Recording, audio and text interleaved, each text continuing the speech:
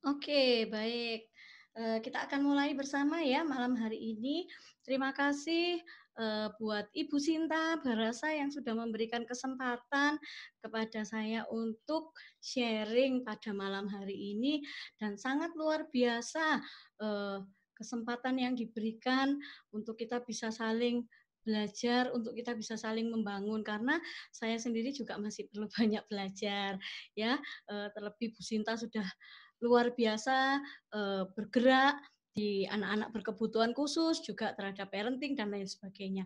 Oke, selamat malam, buat ayah bunda sekalian, yang ada di Parol malam hari ini. Kita akan bersama-sama membahas tentang spontanitas, ya, spontanitas. Oke, saya sudah share screen tentang spontanitas dan kira-kira apa sih spontanitas itu? Nah, spontanitas itu adalah menurut saya yang sehari-hari saya adalah seorang terapis, anak berkebutuhan khusus di autisme ya, untuk, pembelajaran, perilaku, komunikasi, dan lain sebagainya. Kemudian juga, bersama dengan para orang tua untuk membekali diri sehingga dapat bekerja sama, menjadi sebuah tim di dalam penanganan anak-anak. Dan kenapa, spontanitas ini saya angkat, karena anak-anak itu akan lebih terlihat. Kalau ada orang tua bilang, "Aduh anak saya terlihat hidup nih dengan sudah muncul, spontanitasnya," baik itu verbal maupun nonverbal gitu ya. Tapi paling tidak sudah mulai paham, diberitahu, sudah mulai ngerti, dan bahkan sudah mulai menunjukkan perilaku-perilaku tertentu. Sehingga, spontanitas ini adalah sesuatu yang timbul dari dalam diri kita secara tiba-tiba, berdasarkan apa yang kita pikirkan. Selain itu, juga respon atau perilaku yang timbul terhadap suatu keadaan yang mendadak mengalami pada diri kita sendiri, gitu ya. Nah, kira-kira spontanitas itu penting nggak sih? Nah, spontanitas itu penting. Pentingnya kenapa? Karena satu, yaitu meningkatkan keinginan anak untuk berkomunikasi, menyatakan keinginannya. Oh, saya ingin minum, maka saya mungkin kalau yang nonverbal narik tangan orang tuanya, kemudian spontan narik tangan, kemudian taruh di daerah kulkas misalkan, oh mau minum, atau tiba-tiba ambil gelas, kemudian diserahkan ke orang tuanya untuk minta minum ya. Itu. Yang kedua adalah kalau yang verbal bisa langsung bilang haus atau minum, minum atau bilang gelas. Nah, itu oh kamu mau minum gitu ya. Jadi itu meningkatkan keinginan anak untuk berkomunikasi. Yang kedua adalah membuat komunikasi itu menyenangkan. Bagaimana sebuah komunikasi itu menyenangkan? Ya, paling tidak ada satu dua kata yang keluar sesuai dengan keinginan, bahkan mungkin ekspresi itu juga mempengaruhi proses komunikasi itu. Kemudian yang ketiga yaitu menciptakan kekuatan dari komunikasi. Jadi komunikasi itu lebih kuat. Misalkan kalau kita mungkin merasa sakit, wah ekspresi anak sudah ditunjukkan, kemudian dia bilang aduh atau dia pegang perutnya, oh perutnya lagi sakit ya. Kita bisa jadi tahu, oh itu kekuatan dari komunikasi itu sendiri. Dan yang keempat adalah mengajarkan keterlambatan bicara sesuai dengan keadaan. Jadi keadaan-keadaan tertentu yang harus membuat dia berkomunikasi gitu ya. Oke. Nah, pemahaman dan membangun serta mengawali pemahaman dan membangun serta mengawali kepedulian lingkungan. Ini adalah sebelum mengawali spontanitas itu ada beberapa hal yang memang perlu dibangun pada anak. Yang pertama adalah kontak mata. Kontak mata itu perlu dibangun karena ketika anak memulai menginginkan sesuatu, dia pasti mencari kita, dia harus melihat kita. Atau minimal dia tahu siapa orang yang akan dituju untuk dia mencapai sesuatu yang dia inginkan. ya. Jadi kontak mata itu perlu, walaupun tidak harus melihat terlalu lama, tapi minimal bangun dulu kontak matanya. Yang kedua adalah membangun pemahaman perintah sederhana, misalkan ambil, taruh, kemudian letakkan misalkan, atau sakit, atau oh sakit ya, atau misalkan buka, tutup, dan lain sebagainya. Itu membangun pemahaman perintah sederhana. Kita latihkan misalkan buka, buka pintu, buka box, buka apa dan lain sebagainya. Sehingga suatu saat misal anak kita butuh minum, kita kasih aja itu yang namanya botol. Lalu dia minta tolong ke kita bilang buka. Oh iya, ternyata dia paham. Jadi pemahaman perintah sederhana perlu diberikan. Kemudian kemampuan labeling, melabel. Kemampuan melabel ini juga perlu diberikan kepada anak. Jadi melabel apa misalkan, oh pintu, jadi melabel benda sekitar, melabel benda, melabel anggota tubuh yang paling penting, kemudian melabel benda-benda yang ada di lingkungan, binatang, buah, dan lain sebagainya.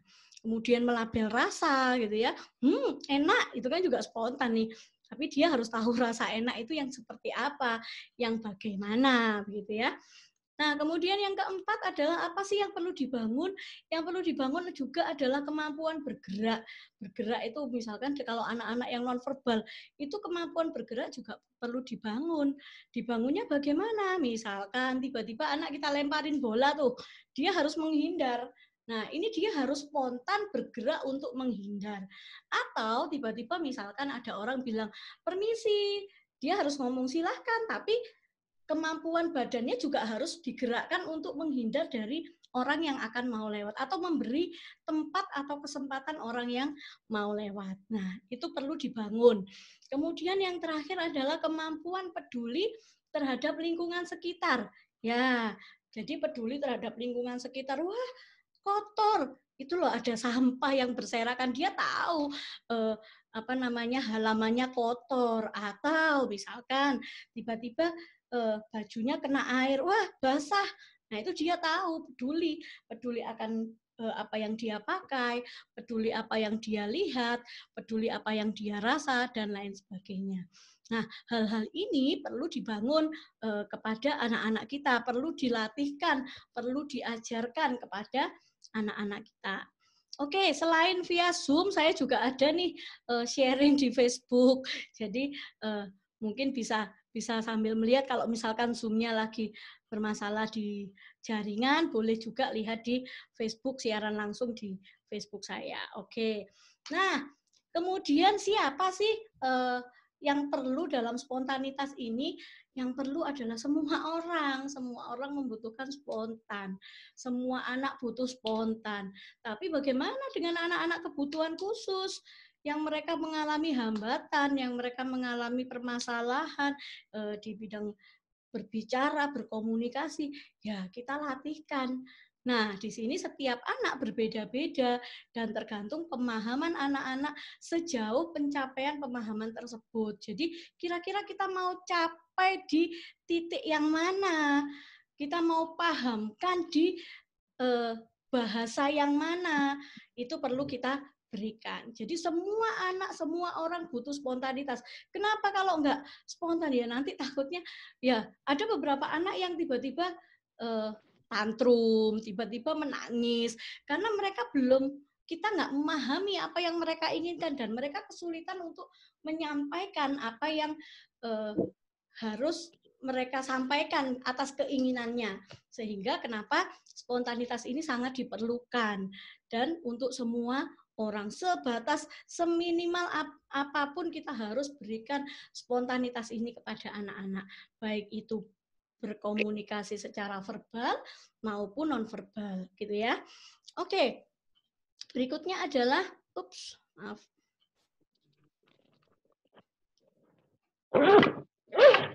Ya, berikutnya adalah spontanitas untuk konsep diri. Nah, anak-anak harus paham tentang konsep dirinya mereka sendiri. Nah, secara verbal, misalkan konsep diri itu ajari anak itu mengeluh. Mengeluh kok diajari. Kita aja kalau mengeluh, aduh capek, aduh pegel, aduh sedih dan lain sebagainya. Nah, anak-anak ini kita latih mengeluh. Misal kata aduh, kita catat nih, wah saya mau ngajari anak saya kata aduh. Nah, aduh ke dirinya, ke tubuhnya capek, anak mungkin akan mungkin ada sedikit kesulitan. Jadi kita pakai aduhnya untuk yang mana? Untuk yang sakit. Nah, biasanya kalau saya selalu izin orang tua dulu nih. Contohnya, Bu, Bapak, saya mau ngajarin anaknya spontanitas kata aduh ya. Nanti saya sedikit sakiti. Sakiti itu bukan berarti sakiti yang terlalu sampai membekas-bekas dan biru-biru merah-merah, enggak. Tapi minimal dia ngerti rasa sakit. Misalnya, oh tiba-tiba nggak sengaja terinjak kaki saya, atau tiba-tiba nggak sengaja kesenggol badan saya. Berarti kan dia harus ngomong aduh tuh, aduh gitu kan. Nah, atau bisa juga gimana saya ngajarinya di rumah, ya ibu bapak boleh ajarin di rumah sejauh mana, kan kita ngerti nih kita mau nyakiti anak sejauh mana kita sakitin dia gitu kan. Misalkan sambil jalan tiba-tiba kita nggak, pura-puranya kita rekayasa nggak sengaja kita injak, terus dia kan narik, atau dia tiba-tiba teriak. Nah, kita bisa bilang aduh. Nah, lakukan itu berulang-ulang. Kalau sudah dia bilang aduh, kita tanya kenapa. Nah, ketika kita tanya kenapa, nanti anak untuk menjawab sakit. Nah, kalau sudah sakit, kita tanya lagi supaya anak bisa menunjukkan mana yang sakit. Nah, ini labelingnya diperlukan di sini. Kalau kakinya yang sakit, ya dia harus bilang kaki saya sakit. Kalau misalkan perutnya sakit, ya dia harus bilang perut saya sakit. Kalau tangan sakit, dia harus bilang, tangan saya sakit, jari saya sakit, kepala saya sakit, mata saya sakit, dan lain sebagainya. Nah, awalnya kita latih yang di fisiknya dulu, yang benar-benar kerasa tuh. Kalau yang di dalam tubuh kan susah nih kerasanya. Bagaimana dia melaporkan tentang kondisi perut yang sakit. Tapi kalau masalah kaki, tangan, rambut, itu kan lebih terasa. Bisa aja, misalkan tiba-tiba mamahnya waktu ngeramasi coba ditekan sedikit. Nah, dia bilang, aduh, kenapa? Sakit. Mana yang sakit? Kepala. Nah, tunjukkan. Ajari anak-anak untuk menyatakan keluhan. Gitu ya. Kemudian setelah itu capek dan lain sebagainya. Kemudian berikutnya yang tentang konsep diri, yaitu melapor tentang keadaan. Nah, melapor tentang keadaan ini kita contohkan di lawan kata. Berarti anak sudah bisa labeling lawan kata. Nah, contohnya labeling lawan kata itu apa? Panas, dingin, kemudian basah, kering, kemudian panjang, pendek. Nah, misalkan kalau basah, tiba-tiba bajunya basahin aja. Kan dia nggak nyaman tuh. Kalau sudah nggak nyaman, dia harus bilang, basah. Basah. Apa yang basah? Baju basah. Nah, dia bisa melapor keadaan bahwa oh bajunya basah, atau misalkan tiba-tiba kita sentuhkan di air agak hangat ya, kita buat air hangat di cangkir gitu, kemudian minta anak untuk nyentuh. Kalau sudah nyentuh kan dia pasti narik, wah panas, oh iya ini loh panas rasanya. Nah, jadi latih di kemampuan lawan kata ini. Kemudian latih juga di kemampuan meminta tolong atas kebutuhannya. Misalkan saat buka botol minum, dia mau minum, dia bisa berikan, tolong buka. Kalau dia sudah bisa kata buka, ajarin tambah kata tolong. Tolong buka. Kamu mau minum? Ya, minum. Kenapa kamu minum? Haus, gitu ya. Jadi kata-kata itu kita latihkan berulang-ulang, meminta tolong. Kemudian kemampuan bertanya juga. Misalkan papahnya lagi ganti, ini sudah masuk level tahap menengah nih misalkan. Papa lagi ganti baju, anak langsung nanya, Papa mau kemana? Atau Mama mau kemana? Atau dia lagi mencari sesuatu, kita kasih nih dia kertas. Terus kemudian kita suruh dia gambar. Ini gambar nih, tapi kita nggak kasih dia pensil. Lalu dia harus tanya, mana pensilnya? Nah, kemampuan bertanya Ini masuk dalam tahap di spontanitas. Kemudian tentang konsep diri yang meminjam. Nah, ini butuh 2 atau 3 orang atau 3 anak untuk berada di proses klasikal bersama dengan anak-anak kita. Nah, waktu dia mengerjakan sesuatu, misalkan dia pegang pensil, teman-temannya ada penghapus, dia nggak dikasih penghapus. Nah, akhirnya waktu salah tuh kita bilang, coba hapus, coba hapus, tapi penghapusnya nggak ada.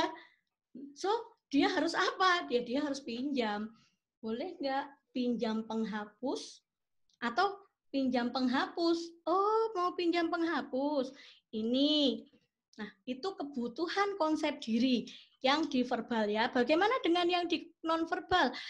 Latih anak untuk berekspresi, senyum, marah, kemudian sedih ya.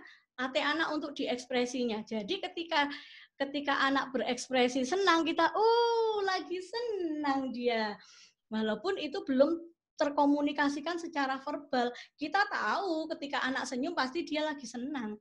Kita tahu ketika anak marah itu wajahnya sudah mungkin agak alisnya agak ke dalam, mulutnya agak jengkel gitu, lagi marah. Kamu marah, kenalkan emosi itu. Kamu marah, oh ini loh ekspresi marah. Bisa juga kasih foto, tunjukkan, oh ini loh ekspresi marah. Gitu ya. Kemudian latih mereka untuk kemampuan menunjuk. Nah, tentunya dia sudah bisa menggunakan jari telunjuknya. Kemudian dia juga sudah bisa menunjuk. Misalnya kita tanya, mana lampu? Dia harus lihat lampu dan dia nunjuk. Tanpa harus dia bersuara, ini lampu atau itu lampu. Karena mungkin dia belum verbal. Tapi dia harus sudah bisa identifikasinya. Nah, sehingga ketika dia menginginkan sesuatu, misalkan mau minum nih, kita sengajain aja gelas taruh di atas. Dia cari gelas tapi belum bisa ngomong. Akhirnya dia, kamu cari gelas. Itu di atas, ayo tunjuk gelasnya, cari apa? Nah, ketika dia tunjuk, oh, cari gelas. Kita ambilkan di gelasnya ini. Kita lihat ekspresinya, kalau dia senyum, oh berarti benar gitu ya. Oke, kamu mau minum gitu ya. Kita berikan, ajari dia menunjuk, memberi tanda atau isyarat, memegang perut misalkan, atau kalau sakit di badannya dia bisa gosok-gosok misalkan. Tiba-tiba kita nggak sengaja atau pura-pura nggak sengaja pukul. Nah kan sakit dia. Ajari dia untuk gosok-gosokin tangan. Terus kita tiup, sakit. Ini loh sakit. Jadi kenalkan mereka akan rasa-rasa itu dan spontanitas harus diberikan gitu ya. Kemudian menghindar refleks gerak tubuh. Sama seperti tadi yang saya jelaskan. Coba lempar badannya dengan bola. Harus ada yang dampingi di belakangnya. Jadi waktu kita lempar anak dengan bola, kita langsung arahkan untuk menghindar. Nah, ini anak juga spontan refleksnya. Perilakunya dia, bisa menghindar atas bahaya yang mengancam. Terkadang anak-anak ini kesulitan untuk menghindar. Jadi kita mau kasih apa ya, dia tetap diam. Tetap diam aja. Kita sudah lempar, dia tuh melihat, tapi nggak bergerak badannya. Nah, ini salah satunya. Ada sebuah pengalaman, suatu saat saya ngajak siswa saya pergi ke pasar. Nah, setelah ngajak siswa saya pergi ke pasar, nah di situ dia lagi berdiri di tengah-tengah. Saya lagi beli buah. Gitu kan, ketika saya beli buah, dia berdiri di tengah-tengah, terus ada orang mau lewat. Dia sudah saya bekali kata silahkan. Nah, orang ini bilang dia sambil bawa barang jualannya ke atas begini, dan itu berat sekali. Terus dia penjualnya bilang permisi, si anak ini nggak bergeser, tapi dia bilang silahkan, permisi, silahkan, tapi dia nggak bergeser.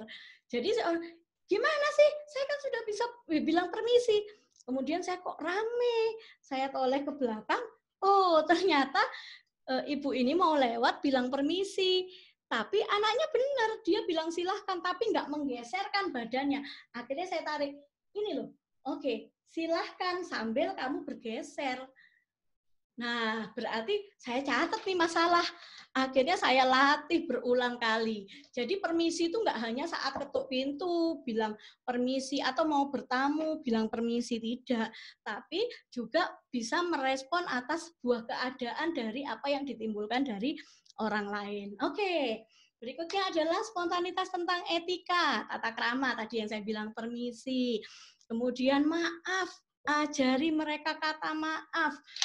Ya kan? Contohnya, saya juga ngajarin siswa saya pas lagi bermain apa, kemudian lagi bermain kayak Lego gitu ya, gede gitu. Kemudian saya senggol, tapi saya rekayasa seakan-akan dia yang menyenggol mainan itu, sehingga jatuh kena kaki saya. Lalu saya bilang, aduh, aduh, sambil saya berekspresi kesakitan, aduh, sakit. Lalu dia melihat, dia nggak tahu bahwa dia harus ngomong maaf. Terus kemudian saya bilang, Bu Rizka sakit. Kamu bilang, maaf Bu. Akhirnya dia, maaf Bu. Nah, saya ulang-ulang. Next time waktu jalan, tiba-tiba saya masukkan kaki saya ke tungkai kakinya. Otomatis kan keinjak. Saya bilang, aduh sakit. Gitu. Kalau mungkin orang bilang, waduh, orang ini sengaja. Tapi kan kita mau ngelatih spontanitasnya. Saya bilang, aduh sakit. Jadi dia harus bilang minta maaf kalau ada orang lain yang bilang aduh. Jadi baru dia, maaf Bu, maaf Bu. Nah, kemudian ganti lagi. Ada yang laki-laki dia bilang maaf Bu. Nah, lihat siapa ini, Bu atau Pak. Maafnya sudah betul, tapi Bu dan Paknya yang salah. Nah, akhirnya kita latih lagi. Maaf Ma, maaf Pak, maaf Bu, maaf Pak. Itu kita generalisasi semua orang. Tapi terkadang maaf ini juga jadi kendala. Akhirnya dia nggak mau salah supaya dia nggak bilang minta maaf. Ada yang demikian. Jadi atau salah sedikit, loh, ayo dihapus. Dia sudah maaf salah. Udah bingung. Nah, jadi kita tetap harus latihkan secara berulang-ulang. Yang berikutnya say thank you, terima kasih. Jadi misalkan kita latihkan anak untuk minta, kan dia sudah minta, kita beri. Tapi jangan langsung dilepas. Memberi benda tetap dipegang sampai dia bilang terima kasih, baru kita lepas. Jadi ini ada tarik-tarikan, sementara ada tarik. Bilang dulu, terima kasih. Kadang kan kita bilang apa? Terima kasih. Bilang apa? Terima kasih. Tapi anak nggak paham. Jadi begitu kita berikan, langsung labeling aja, langsung bantu. Terima kasih. Terima kasih. Dia akan ngikut. Nah, next time juga begitu. Terima kasih. Sambil saya menatap penuh harap. Terima kasih. Oh iya, sama-sama. Begitu ya. Jadi kita juga harus memainkan ekspresi kita. Kemudian tolong, tadi sudah ya tolong, kemudian silahkan juga sudah. Berpamitan. Nah, berpamitan ini, berpamitan dan bersalaman ini biasanya setiap pulang gitu kan kita harus berpamit. Ayo pamit dulu, satu-satu dipamitin. Bu, Pak, saya mau pulang, saya pamit, mau izin pulang gitu ya. Nah, next time bisa dilatih semuanya karena gurunya banyak misalkan atau teman-temannya banyak daripada dia sebutin satu-satu. Semuanya saya pamit pulang. Bye-bye. Nah, untuk anak-anak yang remaja, kita sudah nggak usah kenalkan kata bye-bye, dadah, tidak. Tapi oke, hati-hati ya. Hati-hati bro, hati-hati sis. Kita juga memperlakukan mereka seperti seusianya. Boleh. Terus menyapa itu juga penting. Jadi pagi saat datang, saya selalu kalau awal saya itu buat kalung. Jadi kertas ini ada kertas saya taruh di dada, saya tulis selamat pagi Bu Rizka. Jadi saya jalan-jalan begitu ada anak yang pastinya harus sudah bisa baca ya. Dia melihat, dia pasti nyapa saya, selamat pagi Bu Rizka. Ketika dia baca, oh selamat pagi Yudi.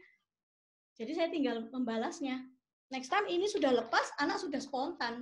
Pagi Bu Rizka, pagi Yudi. Nanti ketemu saya lagi pagi. Setiap berjumpa saya malah ngomong pagi. Nah ini masalah lagi. Kita catat. Ucapkan selamat pagi waktu pertama kali datang. Tidak harus pas ketemu. Jadi setiap berpapasan pagi Bu Rizka, setiap papasan lagi pagi Bu Rizka, setiap papasan lagi pagi. Nah, itu juga kita latihkan. Oke, gimana melatihnya? Tadi sudah ya, role play bersama anak, lakukan rekayasa lingkungan, catat kemampuan anak. Jadi spontanitas apa nih yang sudah anak pelajari? Dicatat. Dicatat spontanitas yang sudah mereka pelajari. Oh, dia sudah bisa bilang aduh. Oh, dia sudah bisa bilang tolong, permisi, dan lain sebagainya. Lakukan berulang-ulang dengan konsisten. Kemudian tanyakan apa yang mereka rasakan. Apa yang kamu rasakan? Sakit? Pusing? Pusing. Oh, sakit kepala ini pusing. Jadi kalau dia mau marah nih, anak-anak marah, terus dia mungkin mukul kepala, kita bilang, pusing ya? Marah ya? Boleh kamu marah? Marah, silahkan marah. Jadi bantu mereka mengeluarkan ekspresi marahnya. Oke, tenang ya. 1, 2, 3 sampai dia tenang. Oke, sekarang kamu sudah tenang. Tenang, tenang. Jadi bukan waktu marah kita bilang tenang, tenang, tenang. Enggak, bantu mereka mengenali emosinya. Marah ya? Oke, sekarang kamu tenang gitu ya. Jadi tanyakan apa yang mereka rasakan. Oke, kalau mau ada pertanyaan boleh bisa langsung via kolom chat. Saya lanjutkan. Spontanitas gerakan sebagai respon atau perilaku. Tadi ya kemampuan menghindar. Yang kedua adalah kemampuan menangkis. Nah, kemampuan menangkis ini perlu kita ajarkan kepada mereka ketika anak-anak ini mendapatkan perilaku bullying dari temannya. Ketika anak-anak ini mulai dikerjain orang lain. Jadi kalau dia sudah mulai ada orang yang kalau kemarin mungkin ada beberapa hal yang mempelajari seks edukasi. Nah, kemampuan menangkis ini sangat perlu. Jadi spontan refleks menangkis. Begitu anak mau dipukul dia harus tangkis. Sambil bilang tidak mau, jangan. Latih. Jadi kerjain anak, nggak apa-apa. Kita ini nyakitinya dengan kasih loh. Beda dengan orang-orang di luar sana. Mereka menyakiti, benar-benar menyakiti. Ya, mereka sangat kejam. Mereka orang-orang di luar sana itu membuli anak-anak itu dengan kekerasan. Tapi kalau kita ini dengan kasih, kita ajari pertahanan diri anak. Jadi latih anak-anak ini spontan menangkis, menendang misalkan, menghindar, lari bahkan. Jadi ketika anak-anak dalam bahaya, kita sudah tahu bahwa mereka sudah bisa aman. Atau kalau mungkin bisa bersuara, mereka harus bilang tolong gitu ya. Tolong lah, ini ada satu hal saya latihkan kepada siswa saya. Saya suka nih, saya bilang, Bu Rizka mau peluk, tapi ke perempuan ya, anak perempuan ya. Saya langsung peluk erat-erat. Dia kan bilang, lepas, lepas. Awalnya waktu dia spontan lepas, saya lepaskan. Oke, lepas. Tapi selanjutnya saya tingkatkan. Waktu saya peluk, lepas. Saya bilang, tidak mau. Lepas Bu Rizka, tidak mau. Nah, dia harus berjuang untuk melepaskan itu. Saya bilang tetap tidak mau. Bingung dia, harus apa kalau tidak mau? Akhirnya ada satu teman atau terapi, saya bilang gini, teriak Lin, teriak, tolong, tolong. Jadi dia baru bisa kata tolong, tolong. Nah sekarang kita mau kejar, kita mau peluk erat, mau apa, dia sudah bisa minta tolong duluan. Dan kita tahu dia akan aman di luar sana. Walaupun mungkin dia nggak seneng sama saya misalkan karena saya kerjain. Tapi saya tahu dia di tempat luar, di luar dia aman. Nah, contohnya seperti itu. Dan saya selalu bilang di akhir sesi, saya bilang, tadi itu kita cuma main-main. Supaya Bu Rizka mau supaya kamu bisa membela diri, kamu bisa teriak. Jadi teriak itu bukan nggak ada apa-apa terus kamu teriak, tapi harus yang ada gunanya. Nah, itu kita berikan, ya, role play. Oke, saya lanjutkan. Nah, ini adalah beberapa spontanitas yang mungkin di awal sebagai dasar di awal, yaitu minta, geli, kemudian tidak mau, kemudian Kalau minta kan biasa ya, ayo bilang minta. Kalau geli kita geli-gitikin, dia bilang geli, geli, geli sambil dia nangkis. Geli sambil ditangkis. Kemudian tidak mau, itu juga tadi tiba-tiba kita mau dicubit. Dia bilang tidak mau. Jangan cubit. Tidak cubit. Nah, itu kita ajari. Kemudian waktu dia lagi belajar, tiba-tiba kita matiin lampu. Kan gelap tuh. Dia bilang, nyalakan. Bilang, nyalakan lampu. Jadi seakan-akan dia minta kita untuk nyalakan lampu gitu ya. Terus lagi, nah lagi ini biasa kita kasih gimana? Waktu makan, waktu snack, waktu reward. Jadi reward yang menyenangkan dia, kita tarik. Dia harus bilang, minta Bu, mau lagi, oke kasih. Nah, jadi ada beberapa hal yang memang perlu digali dari kesenangan mereka. Kemudian tadi sudah ya, jangan itu di suatu kondisi yang tidak menyenangkan buat dia, tapi dia harus mempertahankan dirinya. Buka botol, buka tutup botol misalkan, atau buka pintu, pas dia ketuk pintu dikunci, tolong buka pintu, itu bisa. Kemudian di mana? Ini mencari. Di mana papa? Di mana mama? Misalkan, atau di mana pensil? Loh, di mana ya? Di mana pensil? Dia kan cari, kita lari. Ayo cari. Tanya, coba tanya ke mama. Mama, di mana pensil? Berarti dia spontan bertanya dan menyampaikan pesan. Nah, itu dua hal sudah kita tanamkan. Kemudian saat ulang tahun, tiup atau tiup lilin bisa. Jadi kita pasang lilin. Ayo, siapa nih? Kamu suruh Bu Rizka untuk tiup lilin. Bilang, Bu, tiup. Oke, tiup. Atau peluit misalkan. Atau bubble. Nah, anak-anak ini kan suka bubble, tapi mereka sulit niup. Biasanya mereka pegang tangan kita untuk tiupkan lagi, diarahkan ke mulut. Bilang, tiup. Dia bilang, oke, kita tiupkan. Bilang, tiup. Dia bilang, oke, kita tiup. Oke, tiup. Kita latih. Panas, dingin, berat. Berat ini saat kita suruh ajak mereka bantu ngangkat meja. Bantu Bu Rizka yuk, angkat meja. Nah, waktu dia bantu, nggak kuat. Bilang dong, berat Bu. Berat. Atau tiba-tiba kalau yang agak gede, dorong galon. Atau angkat galon. Saya sudah tahu kalau itu berat, tapi saya kan pengen tahu dia ngomong berat. Jadi ya saya suruh, yuk angkat yuk. Nah, itu berat. Ya, kemudian tolong, permisi, dan lain sebagainya. Oke, saya lanjutkan sampai di sini, nanti saya buka di kolom chat. Kemudian yang berikutnya adalah aduh, gatal. Gatal ini biasanya anak-anak jadi marah nih karena dia gatal, sehingga kadang ada orang tua yang begini. Saya pernah mengisi sebuah acara di satu sekolah special need, terus saya ngisinya di panggung boneka sama suami. Kemudian si anak ini dikipasin sama mamahnya. Nah, kondisinya anaknya sudah sekitar 12 tahun ya, dikipasin. Lalu saya deketin, kenapa Bu dikipas? Panas kah? Terus, iya Bu, kalau nggak dikipasin gini, dia gatal-gatal, dia garuk. Dia nggak bisa garuk terus marah.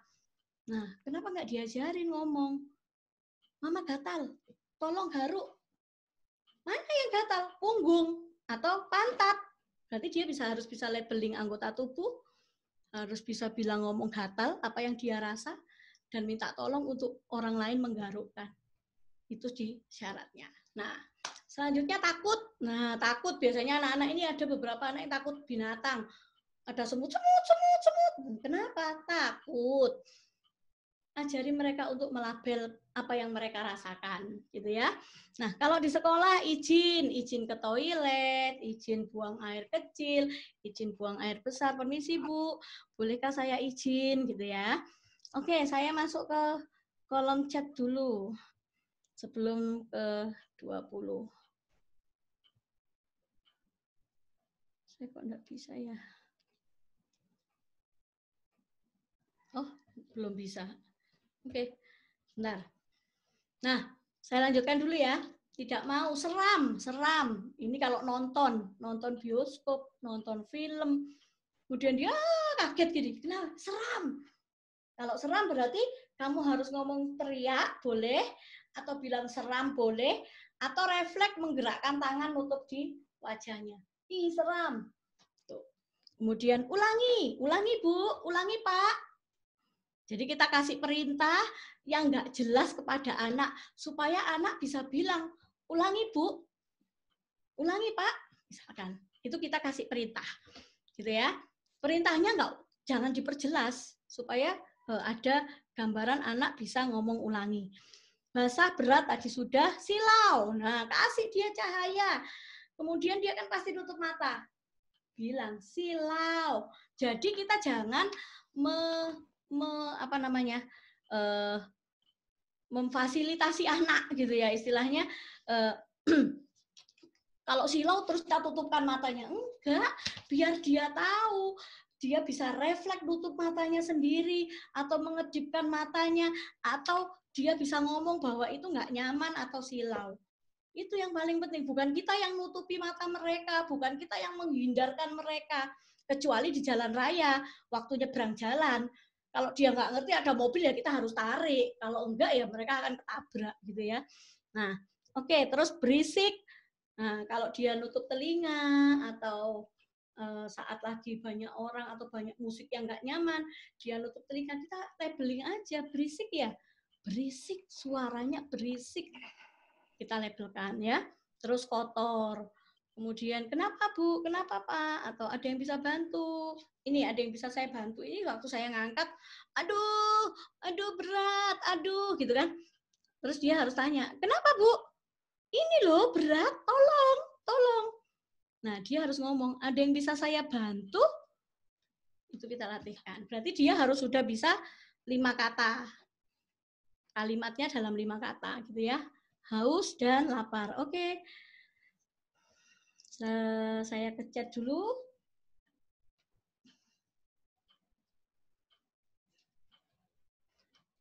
Ya, dari Bu Sinta. Spontanitas pada anak nonverbal, gimana cara ngajarinnya ya Bu? Ya tadi sudah ada ya.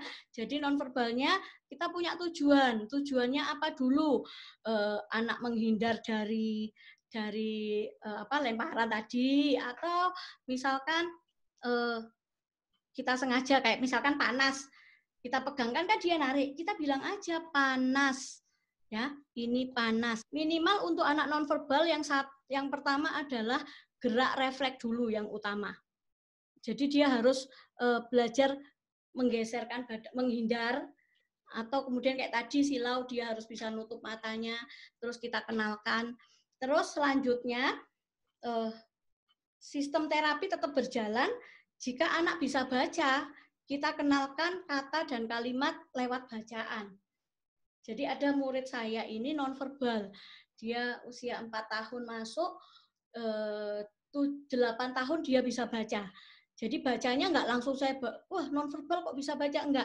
Saya masukkan matching, menyamakan kata dan benda, kata dan buah, kata dan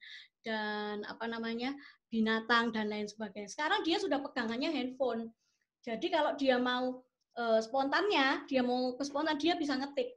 Kemudian dia tunjukkan. Jadi memang dia belum bisa berbicara, tapi dia tunjukkan. Sekarang usianya sekitar 12 tahun dan baru bisa ngetik di laptop namanya sendiri itu usia 10 tahun. Jadi proses proses pembelajarannya sekitar 4 tahunan untuk menuju ke dia bisa berkomunikasi walaupun nonverbal dan spontannya. Itu sih. Jadi yang pertama adalah refleks menghindar, kemudian dia tahu kondisi dirinya, misalkan begini, cuacanya Pak dingin, kita biarkan aja, tapi kita taruh jaket di sebelahnya, otomatis dia harus ambil jaket untuk dia pakai. Itu juga spontanitas. Kalau untuk kita kan bilang, ih dingin, tapi si anak ini harus tahu kalau kondisi dingin dia harus cari jaket atau selimut untuk menutupi badannya. Nah, jadi kita catat ya. Catat. Oke, gitu ya Ibu Sinta. Mohon maaf bila saya menjawab berdasarkan apa yang saya tahu. Kalau saya nggak tahu nanti saya mencari tahu gitu ya. Oke, baik. Untuk dari Ibu Henisim, Bu Rizka anaknya lebih milih ambil barang sendiri ketimbang minta bantuan kita dan disuruh ngomong. Gimana caranya agar dia termotivasi buat ngomong sendiri ya? Bendanya kita bisa taruh di mana di mana tempat yang kita inginkan. Satu. Yang kedua, kita target. Jadi, oh, saya pengen dia ngomong tolong atau buka atau ambil benda itu misalkan. Berarti kita harus taruh yang di tempat yang tinggi. Kayak tadi gelas dia mau minum, gelasnya taruh di tempat yang tinggi supaya dia bisa bilang minum, tolong ambil, atau di lemari kita bisa kunciin lemarinya sehingga dia bisa ngomong ke kita gitu. Kalaupun belum, kita latih. Mau minum, bilang mama minum, atau mama haus. Begitu haus, oh oke, mau apa? Mau gelas, minta gelas, bilang minta gelas. Itu kita latihkan berulang-ulang. Nah, targetnya mana dulu? Minum dulu atau minta gelas? Kalau target minum, yang gelas sudah langsung kita ambilin aja. Jadi dia kita targetkan bahwa oh anak bilang minum. Nanti kalau targetnya haus, kita naikkan levelnya, naikkan tahapannya, sorry. Jadi habis minum, kenapa minum? Haus. Next time dia hanya cuma bilang, mah haus. Jadi nggak harus minum, dah. Kadang boleh dong bilang haus. Oh haus, oke, mama pesan minum. Kalau di luar. Nah dia harus tahu sebab akibat. Nah setelah itu baru dia tanya, di mana piringnya? Kita tingkatkan lagi tahapannya. Jadi catat apa yang mau jadi kebutuhannya yang paling mendasar. Gitu ya Ibu Heni Sim. Oke, yang berikutnya dari Ibu Arfan. Gimana caranya menjadikan kata yang spontan jadi konsisten? Mencatat itu tadi, Bu. Jadi kalau saya awal itu mengajari kata geli itu 2 minggu, tapi tidak ada spontanitas yang lain, hanya geli dulu. Jadi saya geli kitik bilang geli, tapi saya tahu bahwa anak ini sudah bisa meracau, sudah bisa berupa kata, sudah bisa ngomong, labeling sudah ada. Saya minta dia bilang geli. Kalau dalam geli 1 minggu aja dia sudah paham dan konsisten, kita naikkan tambahin aduh misalkan. Nah, kalau sudah biasanya 7-8 kata, kita mau coba banyakin, itu anak sudah bisa generalisasi. Tapi kalau belum ya kita kurangi lagi. Jadi sebenarnya adalah tiap anak harus punya catatan spontanitas. Jadi spontanitas apa nih yang dia sudah bisa. Kayak tadi silahkan. Saya ngajarin silahkan dia bisa, tapi tingkatan yang berikutnya dia masih kesulitan. Dia tahu bahwa ketika saya ketuk pintu dari luar, saya bilang permisi, dia bisa bilang silahkan. Lalu dia berdiri, dia bukakan saya pintu, saya masuk. Itu dia sudah bisa. Tapi begitu saya ajak ke pasar, ketika ada orang bawa barang, terus kemudian ada orang bilang permisi, dia bisa bilang silahkan, tapi dia tidak bisa menggeser badannya untuk beralih. Jadi orang itu tetap terhalang. Nah, berarti ini adalah kondisi yang berbeda. Sama-sama kata silahkan, tapi kondisinya berbeda. Sehingga saya harus bekali lagi. Sudah dibekali, dia bisa menggeser. Sekarang ganti ke kaki. Dia suka selonjoran. Ada orang lewat, permisi, dia bisa bilang silahkan dan menggeser badannya, tapi dia tidak bisa menggeser kakinya untuk diangkat sehingga orang bisa lewat. Nah, ini masalah ketiga lagi. Jadi setiap kata itu harus dicatat tahapan tingkatannya sampai di mana. Gitu Ibu Bu Arfan. Terima kasih. Saya lanjutkan share screen saya sedikit lagi.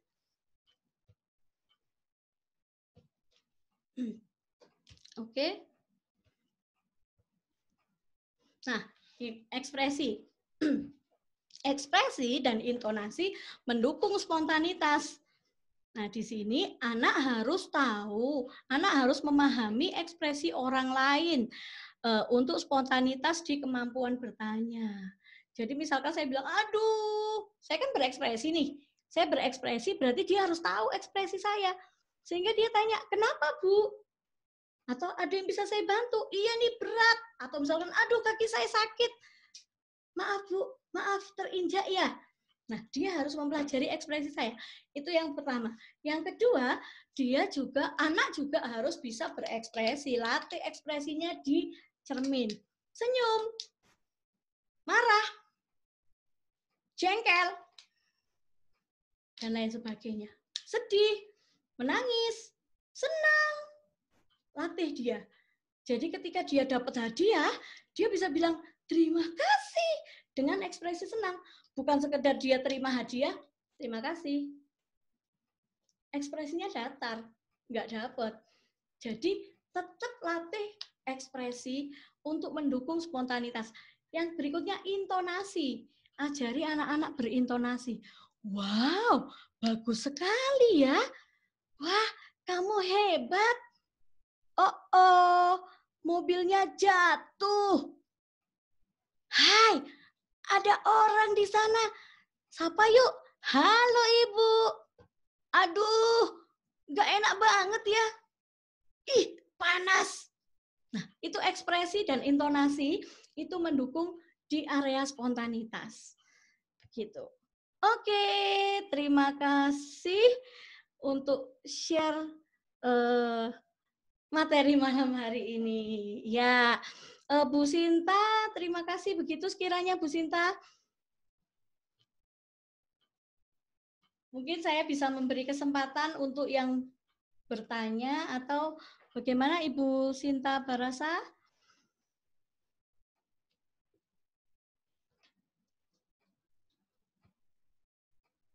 Ya. Ada yang bertanya?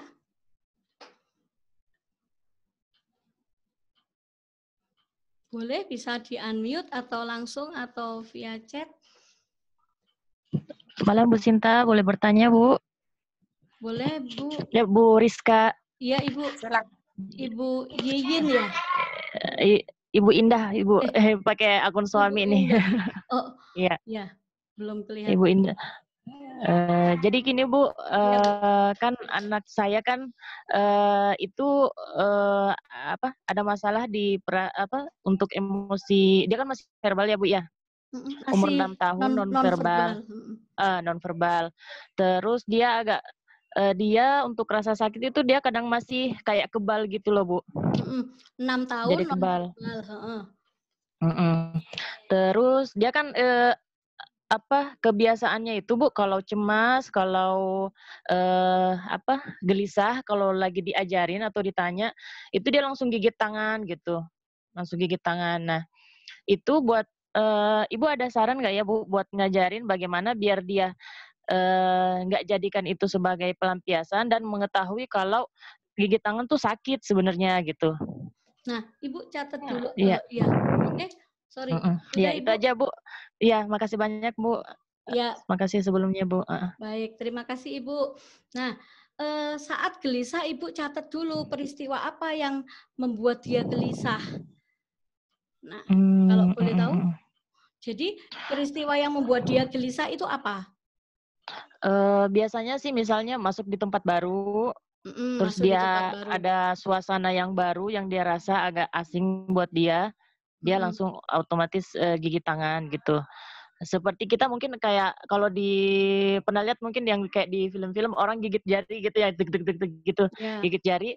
Kalau dia malah gigit tangan karena cemas, sepertinya ya itu dugaan saya misalnya, atau dia mau main sesuatu terus ada orang lain yang main di situ, dia akhirnya gigit tangan gitu. Jadi itu banyak sekali ekspresi dari kehidupan yang dari ekspresi dia terlampiaskan dengan menggigit tangan, punggung tangan Bu. Ya, aku kayaknya aktifin ini biar kelihatan ya Bu ya, ntar Bu. Aku aktifin. Ya betul Bu, diaktifin wajahnya Bu, biar saya bisa tahu. Diaktifin wajahnya, maaf, gambarnya, fotonya. Ya Bu. Ya, halo Bu. Ya, siap.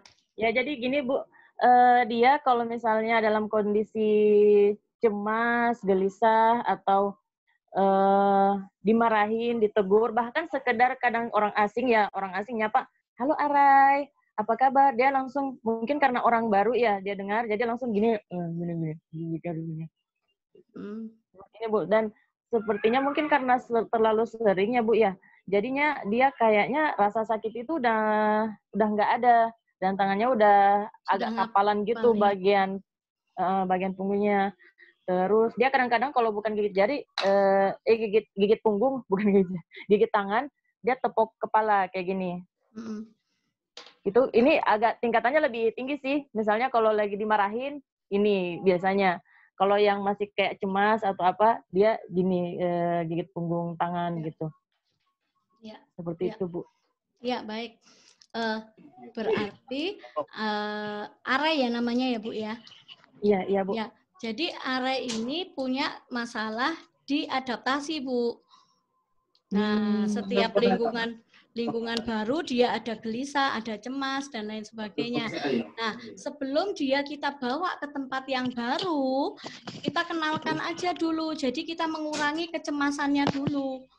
Yang perlu kita lakukan adalah mengurangi kecemasannya. Jadi kita latihkan atau kita infokan, besok kita ke sini ya. Atau misalnya nih, mau ke mall hari Jumat, kita sudah ngomongnya dari hari Senin. Kita ke mall ya, atau bisa fotoin mallnya. Oke, kita ke sini, di dalam ada orang ini. Terus nanti bisa lewat dulu. Kalau misalkan dia di mobil atau di motor, dia bisa lewat. Oke, besok kita ke sini ya, Jumat ya. Oke, terus di dalamnya begini. Jadi kita sampaikan dulu berulang-ulang. Sehingga kecemasan itu bisa berkurang. Nah, ketika kecemasan itu bisa berkurang, kira-kira kita tahu apa sih yang buat dia nggak nyaman. Karena kalau kecemasannya berlebih, kita sudah fokus di perilakunya, terus kita nggak ngerti, entah itu di suara, entah itu di cahaya, entah itu di keramaian orang, kita nggak paham. Atau dia nggak mau ditanya, atau seakan-akan dia merasa intimidasi atau dilihat, itu kan nggak nyaman toh, Bu. Kita aja jalan, tiba-tiba banyak orang yang ngelihat, itu kita nggak nyaman.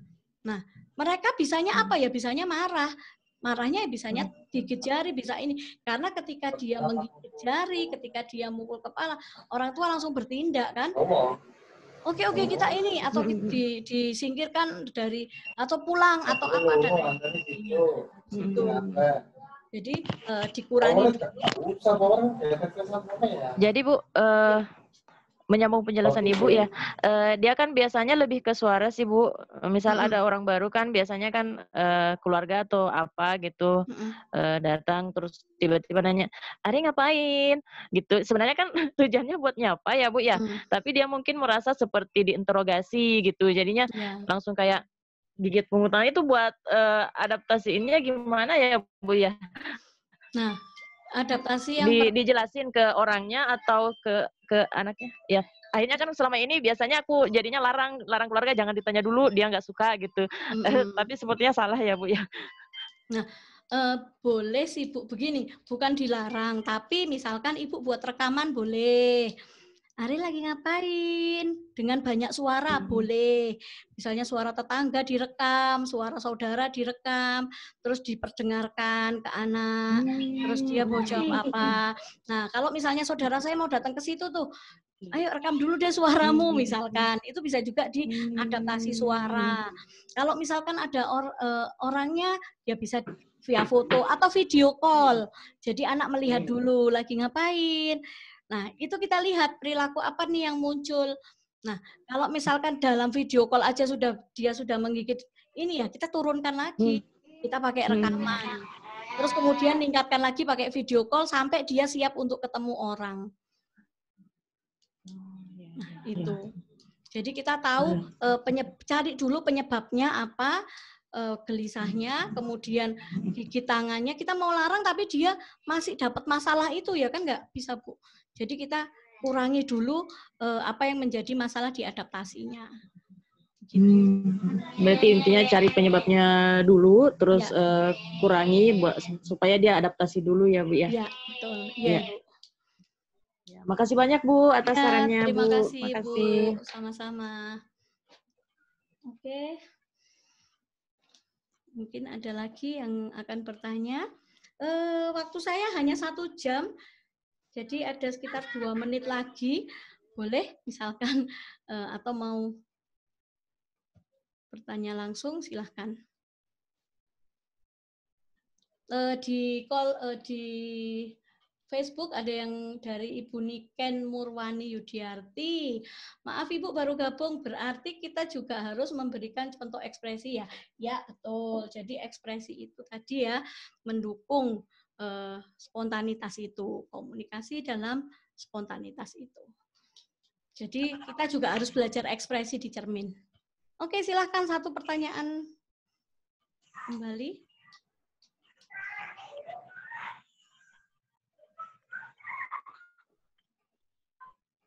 Ya, ada? Ibu Leni? Ya, Ibu Leni ya yang unmute. Ibu Leni Marlina? Ya. Ya, silahkan Ibu. Malam Bu Rizka. Malam Ibu. Ya. Yang ingin saya tanyakan di sini Bu, anak saya usianya 7 tahun belum verbal. Nah, kalau dia bicaranya spontan-spontan ya Bu ya. Kalau dengan terapis kayak komunikasi dua arah, misalkan nama kita panggilan Aci ya Bu ya. Aci sudah makan. Dia dengan bimbingan dia bisa bilang sudah. Papa kemana? Kerja. Dengan bimbingan terapis juga dia bisa. Cuman kalau untuk di rumah ya Bu ya, kalau untuk kita ajari ngomong, misalkan bilang mama, papa, iya, apa, sudah, dia enggak mau ngomong itu Bu. Tapi kalau misalkan mamanya kerasin, kalau ibaratkan kita keras, dia sambil nangis-nangis, suaranya keluar gitu Bu. Kira-kira caranya mamanya untuk memancing dia enjoy keluar suara itu gimana ya Bu ya? Suka nyanyi nggak Bu? Kalau suka nyanyi dia hanya mendengarkan. Oh, mendengarkan. Tapi kalau ya. Ibu pernah tanya, sudah makan? Dia jawab sudah gitu? Enggak. Seperti yang ditanyakan, Enggak, Bu. Tapi kalau terapisnya tanya, dia bisa keluar, walaupun dengan bimbingan. Sudah, gitu. Cuman kalau untuk di rumah dia memang minim sekali dia mau ngomong. Paling spontan-spontan. Kalau kita suruh ulangin, dia nggak mau. Kalau kita paksa, nanti udah nangis-nangis, berlinang air mata, keluar dia, Bu. Ya, jadi gini Bu, kalau dengan terapis itu kan anak memahami bahwa dia harus belajar. Nah, dengan orang tua harapannya dia sudah nggak belajar lagi. Dia manja-manja, dia mungkin ada hal yang menyenangkan. Nah, ibu juga bisa tanamkan itu dengan hal-hal yang menyenangkan. Waktu dia makan sudah selesai, ibu tinggal bilang, wah, sudah makan. Jadi langsung aja labelingkan. Oh, papa kerja ya? Jadi kita mau menekankan dulu bahwa ini loh, papa itu kerja berarti berangkat. Atau kamu lagi makan, wah enak ya rasanya. Makan sayur, jadi ibu nggak bertanya. Jadi mengurangi pertanyaan. Kamu makan apa? Namamu siapa? Sudah makan atau belum? Papa lagi kemana? Jadi dia bingung dengan pertanyaan-pertanyaan. Aduh, saya kok ditanya terus. Tapi ibu ganti dengan pernyataan. Dan pernyataan itu berupa hal-hal yang menyenangkan. Kamu lagi makan? Rasanya enak. Kalau dia ngikuti enak, oh iya enak, ini loh rasanya enak. Makan buah atau makan sayur, atau misalkan sayur brokoli atau sayur sawi misalkan gitu ya.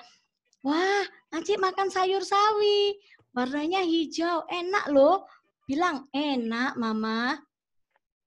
Jadi bonding dulu ibu jalin bonding dulu, kedekatan dulu dengan anak. Nah, setelah kedekatan dengan anak, terjadi nanti ibu baru kasih pernyataan. Setelah pernyataan itu berulang kali dan dia ngikut meniru, next time ibu kasih pertanyaan dia bisa menjawabnya. Karena misalnya ditanya sudah makan, sudah, dia paham sudahnya itu sudah yang seperti apa, makan yang sudah selesai itu dia paham nggak kata sudah selesai, belum selesai dan sudah selesai itu paham nggak? Belum. Nah, berarti kalau cuma sekedar sudah makan, sudah. Itu hanya pertanyaan dan jawaban yang hanya lewat, tapi nggak paham, anak nggak paham. Iya. Jadi kalau piring kosong, ibu bilang lihat piring kosong, selesai makan. Kenalkan aja itu, selesai makan, sudah makan, sudah makan. Jadi setiap dia selesai makan, ibu katakan sudah selesai atau sudah makan. Nanti kalau pas dia lagi makan, ibu katakan lagi, waktunya makan. Dengan harapan ibu menanamkan sebuah informasi untuk dia bisa sampaikan. Begitu. Ibu. Ya. Makasih Bu Rizka Ya, atas baik. Terima kasih.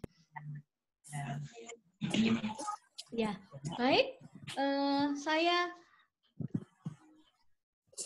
sudah jam 8:05. Saya serah. Gimana Bu Sinta? Berasa sudah selesai ya sesi kita untuk malam hari ini?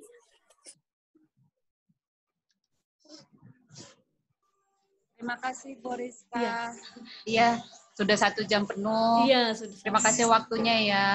Ya, Bapak Ibu, terima kasih Bu Sinta untuk kesempatannya. Bapak Ibu, terima kasih untuk malam hari ini. Nanti kita ketemu lagi di sesi berikutnya, Bu. Ya, baik, siap. Mohon maaf bila ada kesalahan atau kekurangan. Ya, kita akan ketemu di lain kesempatan. Terima kasih, selamat malam. Terima kasih. Terima kasih, Bu Rizka. Terima kasih Bu Rizka. Ya, terima kasih Ibu.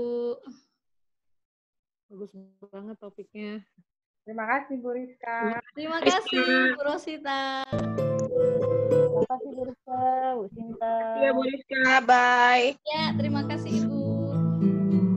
Terima kasih Mama Iksan. Terima kasih Bu Rizka. Terima kasih Bu Wita.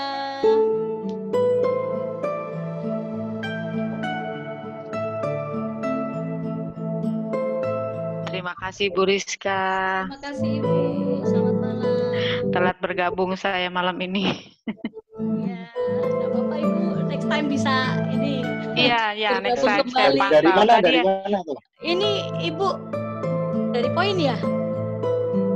iya. Bu Rahelinda kan? Nah, Iya betul. saya kenal, tapi Cuma beda rambutnya ke ini. belakang, Bu. Iya, karena di sini Galaxy A31. Iya, tadi saya nggak pakai laptop, saya pakai HP langsung. Oh. Iya, next time ya Bu, saya join ya Bu. Siap Ibu. Join lagi. Makasih. Ya, makasih Bu.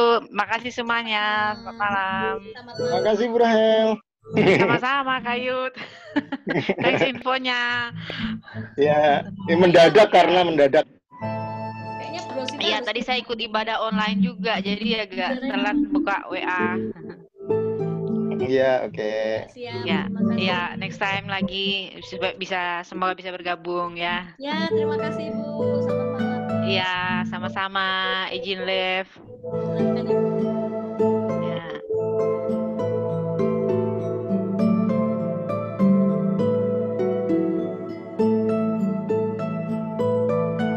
Baik, yang sudah boleh izin live dan Ibu ada hukum.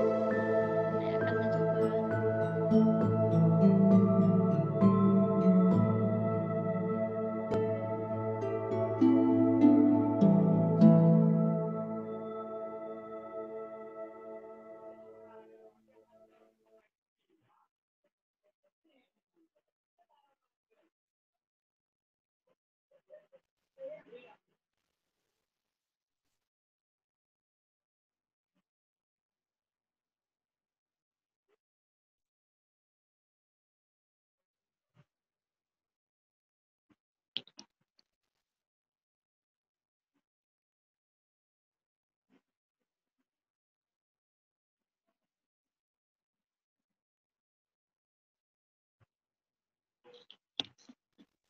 Halo Mami. Dan terima kasih Recordnya record. malam hari ini. Record.